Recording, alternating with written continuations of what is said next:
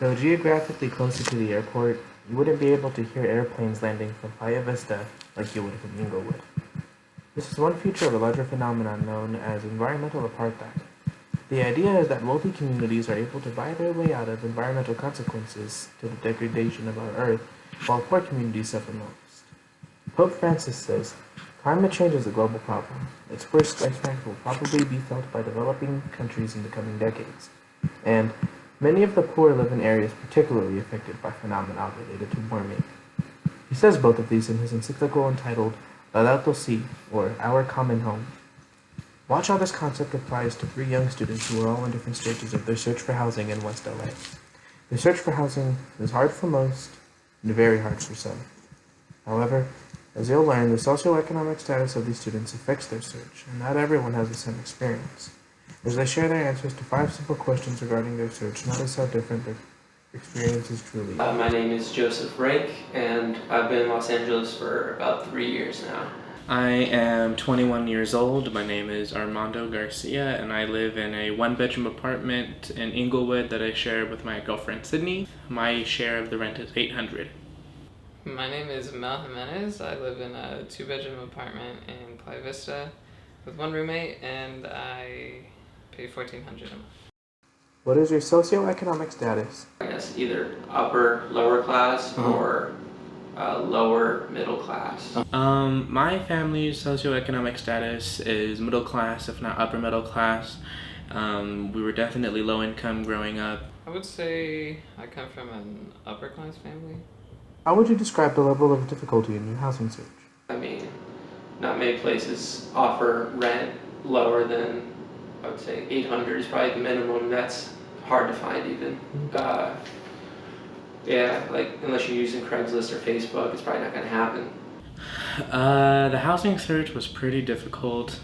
We were searching for housing since the start of the year.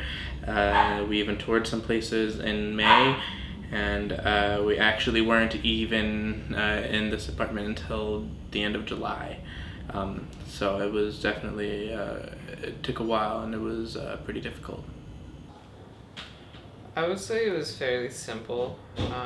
My parents were helping me look around here in the area, and we were lucky enough to find one, and that I enjoyed, and that would be functional for my situation.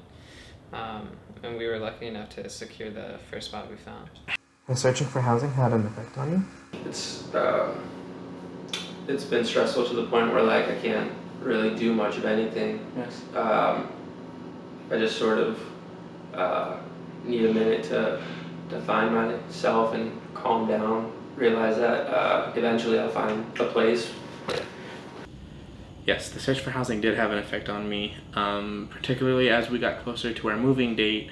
The pressure, was raised and raised until it was a pretty stressful situation, and trying to ensure that we'd have somewhere to move to after we were forced to move out of our previous living situation. I wouldn't say it was easy, but I'm definitely glad that it's over and done with. What advice would you give to other students in your situation? Look for things now. Look for a job. Look for a place to live. Do it before you graduate. Good luck. Good luck to everyone. Put in the work necessary to find housing.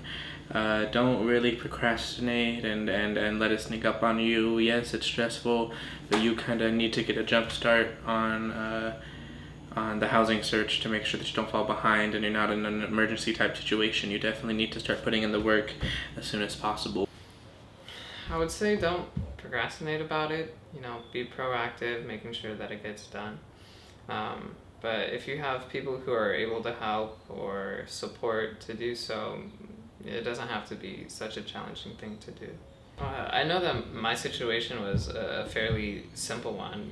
I know that for everyone it's not such an easy process. It can be challenging, and there's times where it's challenging for me, so I can't imagine what it might be for someone who's less able or privileged to do such a thing. While Mel understands how fortunate he is and that his situation is rare, many still don't grasp how challenging finding housing is for young people from low-income families. It's not a problem limited to West LA or even the USA. All over, poor communities have limited access and limited solutions to countless environmental problems, something that can only be fixed when we all care for our common home.